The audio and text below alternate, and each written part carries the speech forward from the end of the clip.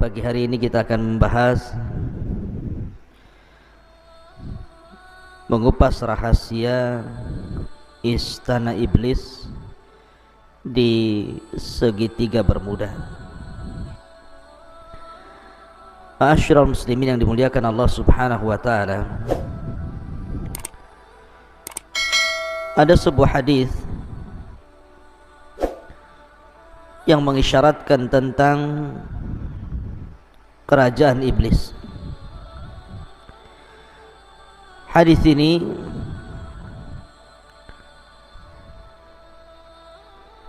dikeluarkan oleh para ulama hadis, di antaranya Imam Muslim meriwayatkan dari hadis Abdullah ibn Umar radhiyallahu anhum tentang cerita yang sangat masyhur di zaman Nabi sallallahu alaihi wasallam, yakni cerita tentang Ibnu Sayyad. Jadi Ibnu Umar radhiyallahu anhuma suatu ketika bercerita tentang ayahnya Umar bin Khattab radhiyallahu an, yang berangkat bersama Nabi sallallahu alaihi wasallam hendak mengecek keberadaan Ibnu Sayyad, yang kabar sampai kepada Rasul dan para sahabatnya ciri-cirinya persis seperti Dajjal. Maka berangkatlah Umar dan juga Rasul dan sahabat yang lainnya untuk mengintip-ngintip Ibnu Sayyad.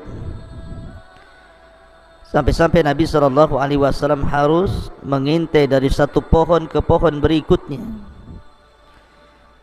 tentang Ibnu Sayyad ini. Sampai akhirnya ketika berhadapan Rasul dan Ibnu Sayyad, anak kecil turunan Yahudi ini, Nabi SAW mengatakan, "Tashhadu anni Rasulullah, maukah kau bersaksi bahwa aku adalah utusan Allah?" Maka Ibnu Sayyad pun memandang kepada Nabi SAW dan mengatakan, "Ashhadu annaka Rasulul Ummiyin." Aku bersaksi bahwa engkau adalah utusan kepada orang-orang yang buta huruf. Tiba-tiba Ibnu Sayyad membalik pertanyaan, "Atashhadu anni Rasulullah?" Apakah engkau juga mau bersaksi saya ini utusan Allah? Maka Nabi SAW terkejut dan mengatakan, "Amantu billahi wa bi rasulih." Aku hanya beriman kepada Allah dan Rasulnya. Kemudian Nabi SAW bertanya, "Ma tara? Ya Ibn Sayyad, ma tara?" Wahai Ibnu Sayyad, apa yang kau lihat? Karena Nabi SAW melihat bahwa Ibnu Sayyad ini berkomat kamit. Tiba-tiba kemudian Ibnu Sayyad mengatakan, "Ara arsyan 'alal ma." Aku melihat ada singgasana di atas air. Maka Nabi SAW menjawab, "Dzaka arsyu iblis 'alal bahri." Itulah singgasana iblis yang ada di atas lautan. Kemudian Rasul sallallahu alaihi wasallam mengatakan lagi, "Wa ma tara?" Dan apa yang kau lihat lagi wahai Ibnu Sayyad? Maka Ibnu Sayyad mengatakan, "Ara sadiqina wa kadzaban." Aku melihat banyak orang-orang yang jujur dan para pendusta. Maka Nabi SAW kemudian tidak melayani dan meninggalkannya. Dalam riwayat Nabi SAW ketika itu bertanya soal kalimat yang disimpan di hatinya dan mengatakan, "Inni khabba'tu laka khab'an." Sungguhnya aku menyembunyikan beberapa kalimat dalam hatiku, coba tebak. Maka Ibnu Sayyad mengatakan, "Duh." Maka Nabi SAW langsung mengatakan, "Ikhsa falan ta'du qadrak." Kata Rasul, celaka engkau tidak mungkin melalui atau melampaui batas dari takdirmu. Maka Umar bin Khattab radhiyallahu an marah mencabut pedangnya dan mengatakan, "Da'ni ya Rasul adrib unuqah." Rasul, serahkan anak ini kepadaku, kupenggal lehernya. Maka Nabi SAW mengatakan, "Iyakunhu fala tusallat alaihi wa illam yakunhu fala khaira laka fi qatli." Kalau memang dia dajjal wahai Umar, kau tidak akan sanggup membunuhnya. Tapi kalau dia bukan dajjal, tidak ada kebaikan dalam membunuhnya. Tinggalkan dia. Syahidnya dalam riwayat ini adalah di mana Nabi SAW ketika bertanya kepada Ibnu Sayyad, "Ma tara, apa yang kau lihat dalam terawanganmu wahai Ibnu Sayyad?" Maka Ibnu Sayyad mengatakan, sebuah istana di atas air. Maka Nabi SAW mengatakan, "Tara arsya iblis alal bahri." Itu adalah singgasana iblis yang terletak di tengah-tengah lautan. Ma'asyiral muslimin yang dimuliakan Allah Subhanahu wa taala, dari sini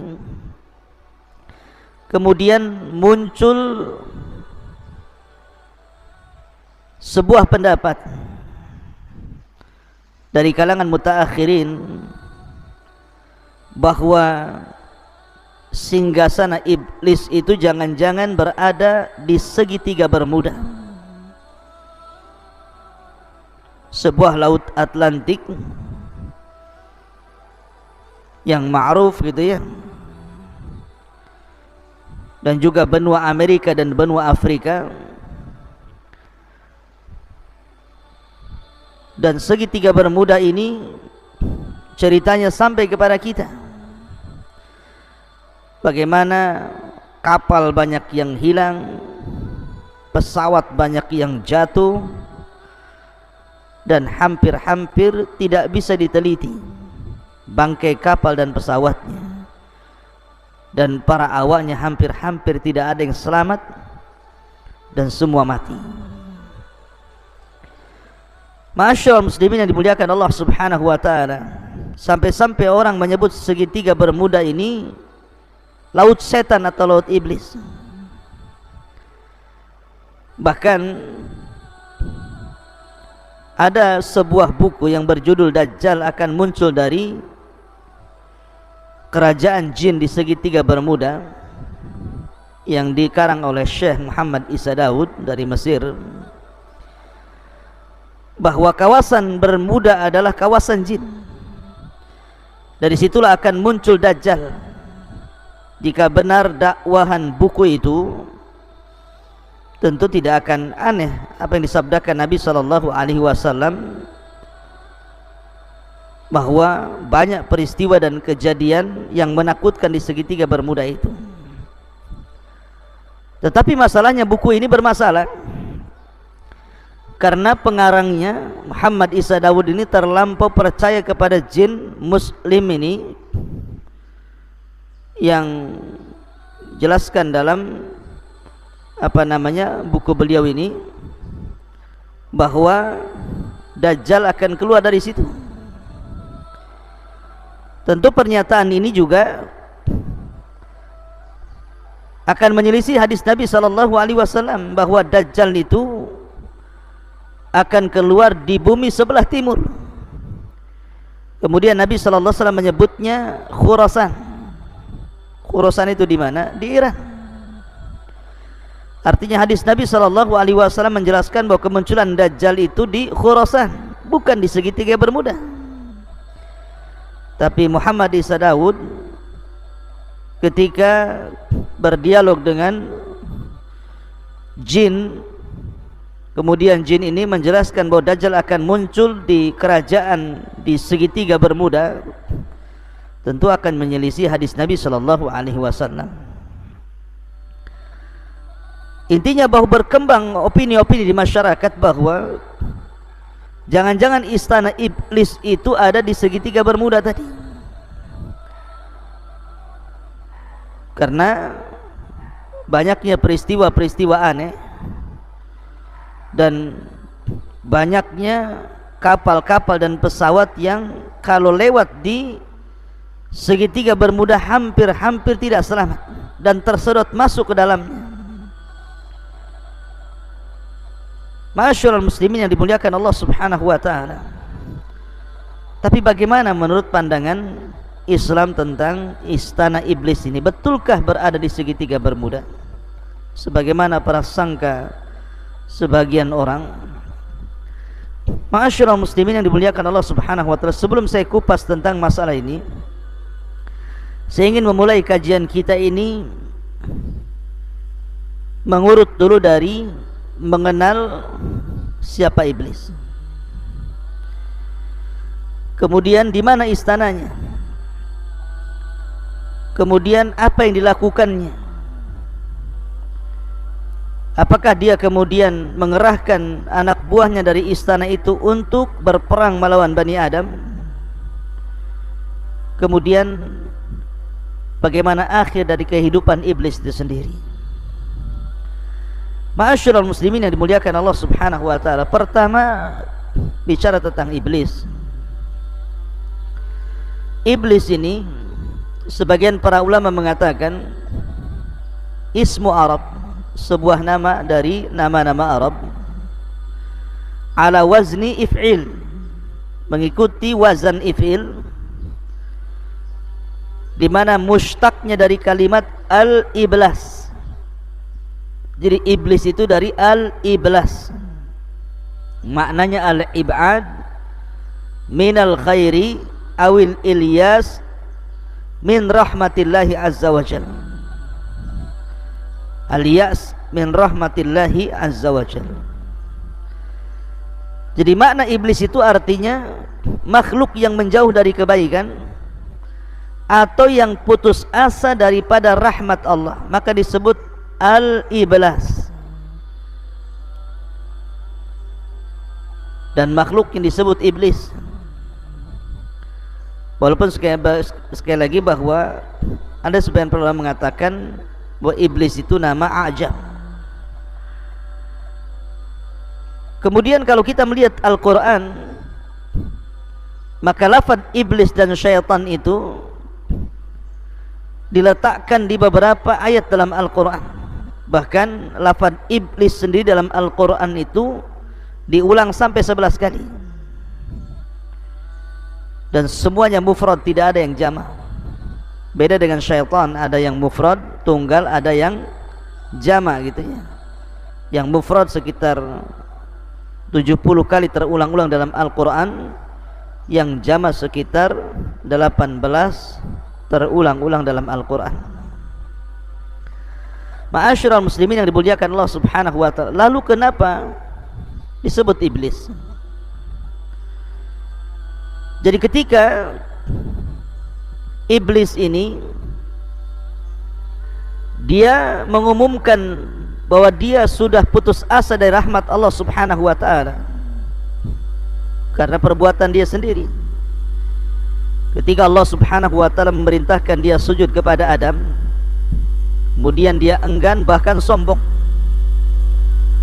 Akhirnya kemudian Allah Subhanahu wa taala usir dia dari langit, dari surga menuju bumi, dan dia pun meminta kepada Allah Subhanahu wa taala tangguhan sampai hari dibangkitkan. Maka Allah Subhanahu wa taala kemudian mengabulkan permintaan iblis. Dan ketika Allah Subhanahu wa taala mengabulkan permintaan iblis bahwa dia tidak akan mati sampai hari dibangkitkan, dari sinilah iblis mulai jahat dan melampaui batas, sehingga dia mengatakan fabi izzatika la ughwiyannahum ajma'in illa ibadaka minhumul mukhlasin. Karena kemuliaanmu ya Rabb, aku akan sesatkan mereka semuanya kecuali hamba-hambamu yang ikhlas. Dan Allah Subhanahu wa taala mengatakan wa inna 'alaika la'nah ila yaumiddin qala rabbi fa'anzirni ila yaumi yub'atsun qala fa innaka minal munzirin ila yaumil waqtil ma'lum. Dan bagimu wahai iblis laknat sampai hari dibangkitkan. Maka iblis mengatakan, ya Rabb, tangguhkanlah diriku sampai hari dibangkitkan manusia. maka Allah Subhanahu wa taala mengatakan engkau termasuk orang-orang yang akan dibiarkan hidup sampai hari yang ditentukan. Lah Ibnu Katsir rahimahullahu taala menyebutkan bahwa ketika iblis ini dia putus asa daripada rahmat Allah Subhanahu wa taala sehingga dia diusir dari sorga, maka dari situlah dia semakin jahat. Maka ketika itulah dia disebut iblis, karena dia diambil dari kata ablas, makhluk yang berputus asa dari rahmat Allah Subhanahu wa taala. Lah apakah iblis ini bagian daripada para malaikat ataukah dia bagian daripada bangsa jin? Karena masalahnya ketika Allah Subhanahu wa taala berfirman di dalam Al-Qur'anul Karim tentang perintah Allah Subhanahu wa taala kepada Adam kepada para malaikat, wa idz qulna lil malaikati isjudu li Adam fasajadu illa iblis. Ketika kami katakan kepada para malaikat sujudlah kalian kepada Adam, maka mereka sujud kecuali iblis. Ulama mengatakan bahwa mustathna, illa, kecuali atau pengecualian dalam bahasa Arab itu harus bersambung antara lafaz setelah dengan lafaz sebelumnya. Maknanya ketika Allah Subhanahu wa taala perintahkan para malaikat untuk sujud kecuali iblis, iblis itu bukan bangsa lain, tetapi maksud masuk daripada bangsa malaikat. Itu dalam tatanan bahasa Arab seperti itu. Ada mustathna minhu. Jadi lafaz pengecualian itu harus masuk pada yang dikecualikan, bukan di luar yang dikecualikan. Ketika Allah bicara tentang malaikat, berarti iblis itu bagian daripada malaikat. Kemudian juga ayat Al-Quran yang mengatakan kana minal jin fa fasaqa an amri rabbih illa iblisa kana minal jin fa fasaqa an amri rabbih. Kecuali iblis adalah bagian daripada jin yang berbuat fasik dari perintah Allah.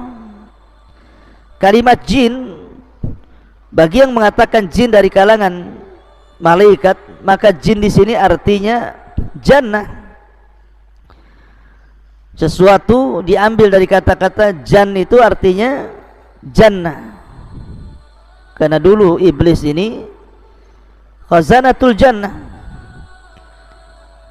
pembendaharaan sorga, maka diambil dari kata jan menjadi jin. Itu bagi pendapat yang mengatakan jin itu bagian daripada malaikat yang fasik dan kufur. Tapi pendapat yang kuat bahwa jin itu ataupun iblis itu bagian dari kalangan jin, bukan malaikat. Karena pengakuan iblis sendiri mengatakan ana khairum minhu khalaqtani min nar. Aku lebih baik daripada Adam, kau ciptakan aku dari api. Sementara malaikat dari apa? Dari cahaya. Yang tercipta dari api itu ya jin. Sebagaimana hadis Nabi SAW, khuliqatil malaikatu min nur wa khuliqatil jan min mariji min nar wa khuliqa adam mimma wusifa lakum. Diciptakan malaikat dari cahaya, diciptakan jin dari nyala api, dan diciptakan kalian sebagaimana yang disifatkan kepada kalian. Lah, Allah Subhanahu wa taala mengatakan kinayah daripada perkataan iblis, ana khairum minhu khalaqtani min nar. Aku lebih baik daripada Adam, kau ciptakan aku dari api. Dari sini menunjukkan bahwa iblis itu bagian daripada jin. Dan Allah mengatakan illa iblisa kana minal jin. Kecuali iblis, dia termasuk dari kalangan jin. Dan itu pendapat dari banyak kalangan ulama seperti Syekhul Islam Ibnu Taimiyah rahimahullahu taala dan yang lainnya. Dan ingat, ada yang mengatakan bahwa iblis itu adalah abul jin, bapaknya jin, sebagaimana Adam abul bashar, bapaknya manusia. Dan ini sebagaimana disebutkan dalam tafsir At-Tabari dari Ibnu Abbas, Mujahid, Qatadah, Hasan Al-Basri dan yang lainnya mengatakan bahwa iblis itu adalah abul jin, bapaknya jin. Ma'asyiral muslimin yang dimuliakan Allah Subhanahu wa taala. Adapun tugas iblis, karena dia sudah bersumpah akan menyesatkan Bani Adam, Al-Imam Ibnul Qayyim rahimahullah ta'ala sampai mengatakan bagaimana iblis itu mengatur strategi untuk menggoda manusia itu sampai membuat 6 marhalah, 6 cara, mulai daripada yang paling tinggi sampai kepada yang paling rendah. Yang pertama, membuat manusia kufur atau manusia menyekutukan Allah Subhanahu wa taala. Kalau tidak bisa, maka yang kedua, manusia dibuat menyelisih sunnah Nabi sallallahu alaihi wasallam supaya terjerembab kepada perbuatan yang diada-adakan dalam agama. Bahasa hadis disebut bid'ah. Kemudian yang ketiga, kalau tidak bisa digoda seperti itu, maka dia akan membuat strategi lain bagaimana manusia itu terjerumus kepada dosa besar. Kalau tidak bisa juga, maka masuk pada marhalah yang keempat, maka manusia akan dijerembabkan ke dalam dosa kecil. Kalau tidak bisa juga, maka masuk pada marhalah yang kelima, disibukkan dengan perkara-perkara mubah, sehingga dilupakan dari ibadah karena sibuk melakukan perkara-perkara mubah. Kemudian yang terakhir, kalau tidak bisa juga disibukkan dengan perkara-perkara mubah, maka akan disibukkan melaksanakan yang tidak afdal dan meninggalkan yang afdal. Begitulah khutuwati syaitan, langkah-langkah setan. Makanya kenapa Allah Subhanahu wa taala selalu memberikan nasihat kepada kita agar jangan mengikuti langkah-langkah syaitan. Allah berfirman, alam ahad ilaikum ya bani adam alla ta'budu syaitan innahu lakum aduwwum mubin. Bukankah sudah kukatakan kepada kalian wahai anak Adam, jangan menyembah syaitan karena syaitan itu musuh kalian yang nyata.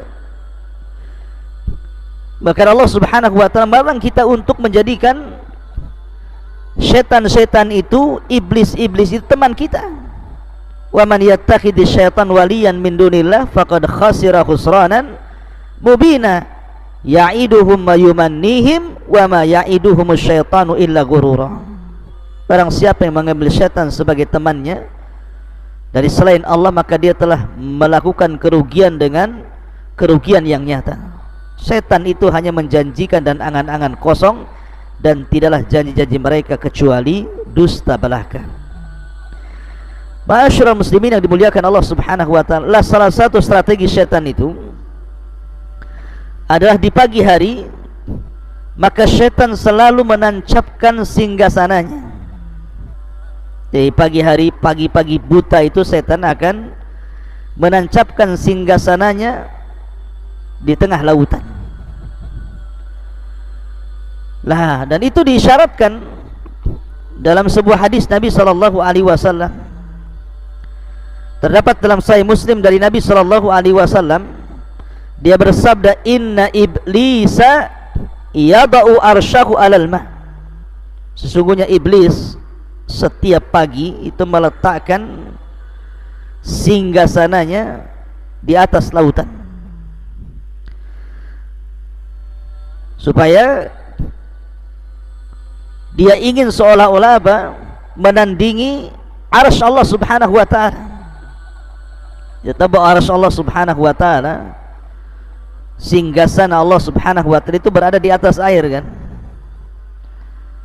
Tapi tentu Allah Subhanahu wa taala tidak bersemayam di atas arsy, tidak, dia di atas ketinggian. Ya, karena kalau diartikan bersemayam itu artinya seolah-olah Allah Subhanahu wa taala duduk di atas arsy, tidak. Allah itu jauh daripada makhluknya, dia di atas arsy lagi. Lah karena Allah Subhanahu wa taala meletakkan arsy di atas air, maka iblis pun ingin membuat singgasananya di atas lautan, di atas air, seolah-olah kononnya ini ingin menyamai Allah Subhanahu wa taala ketika meletakkan arsy di atas air. Begitulah sombongnya iblis. thumma yab'atsu saraya, kemudian mulailah dia mengutus prajurit-prajuritnya, tentara-tentaranya untuk menggoda anak Adam. Fa'adnahum minhu manzilatan a'dhamu fitnatan, maka yang paling dekat kedudukannya dengan iblis adalah yang paling besar fitnahnya. Yaji'u ahaduhum, setelah kemudian iblis di pagi hari mengatur strategisnya, kemudian memerintahkan para tentaranya untuk menggoda anak Adam dimanapun berada. Setelah kemudian satu hari mereka menggoda anak Adam, maka kemudian mereka pun mulai pulang dan melaporkan hasil apa yang mereka lakukan terhadap manusia. Yaji'u ahaduhum fayaqulu fa'altu kadza wa kadza. Wahai iblis, aku sudah melakukan ini dan itu, sehingga orang itu berdusta, orang itu tidak sholat, orang itu berghibah, orang itu minum khamar, orang itu berzina, orang itu, dan begitu seterusnya melakukan kezaliman.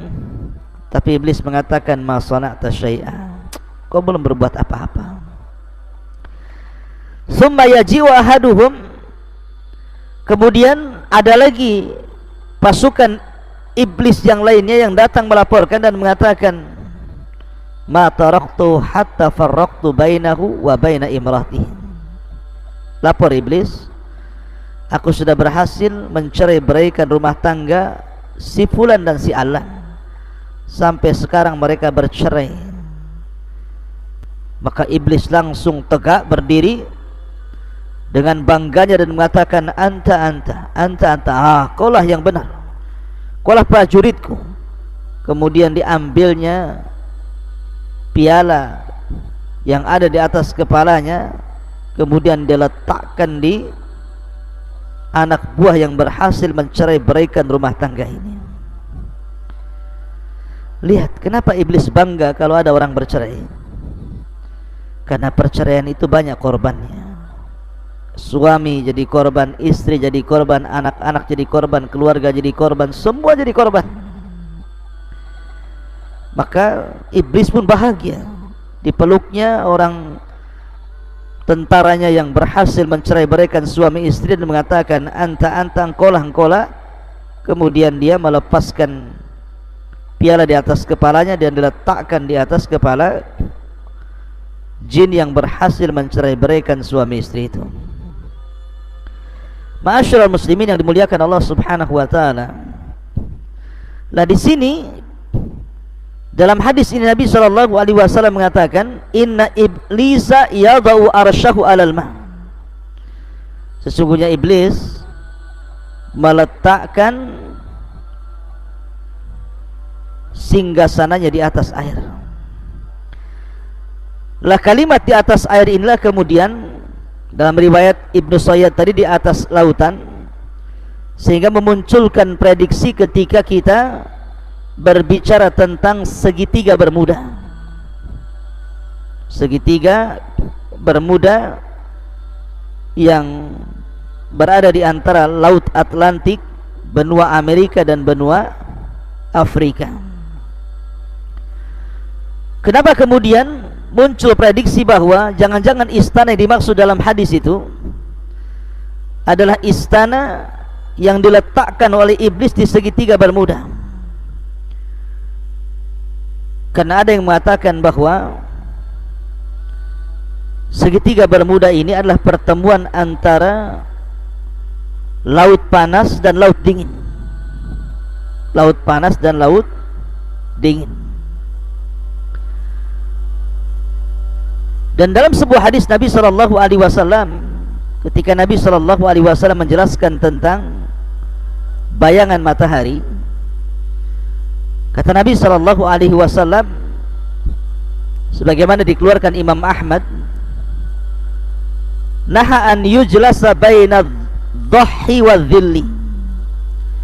Nabi SAW melarang untuk duduk di antara sinar matahari dan di antara bayang-bayang sebuah benda.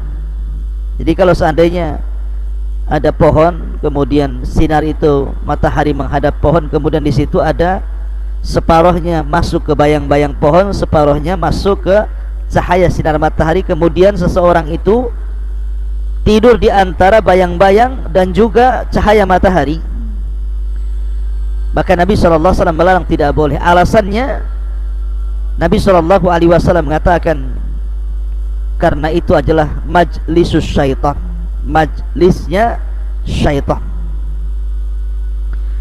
Ma'asyiral muslimin yang dimuliakan Allah Azza wa Jalla.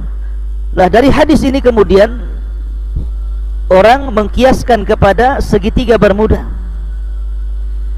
Karena ada arus dingin berasal dari Amerika, sementara arus panas berasal dari Afrika, kemudian berjumpa di segitiga Bermuda itu. Karena itu adalah tempatnya syaitan.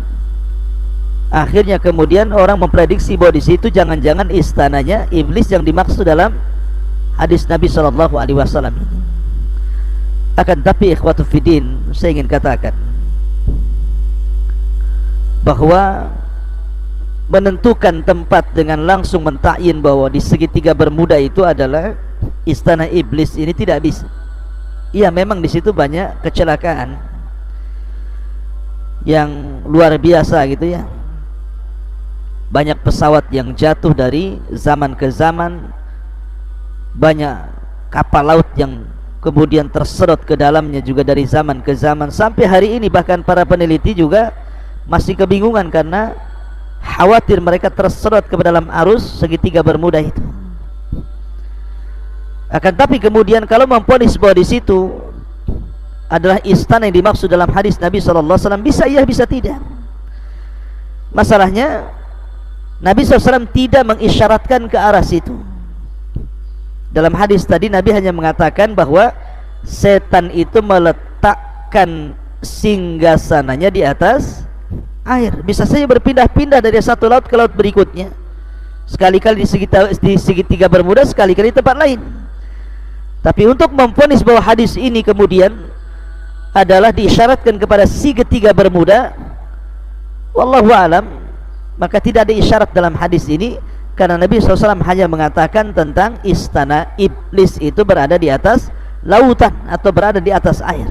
Soal lautan mana Allahu alam, bisa saja berpindah-pindah, bisa jadi satu tempat tinggal di situ, karena hadis Nabi SAW tidak memerinci seperti itu. Ma'asyiral muslimin yang dimuliakan Allah Subhanahu wa ta'ala. Dan yang lebih ngerinya lagi adalah ketika iblis ini memunculkan singgasananya setiap pagi, kemudian mengutus tentaranya untuk menggoda Bani Adam. Kemudian ketika iblis sudah selesai tugasnya dan mereka pulang melaporkan hasilnya, maka di samping singgasana itu ada ular yang sangat besar.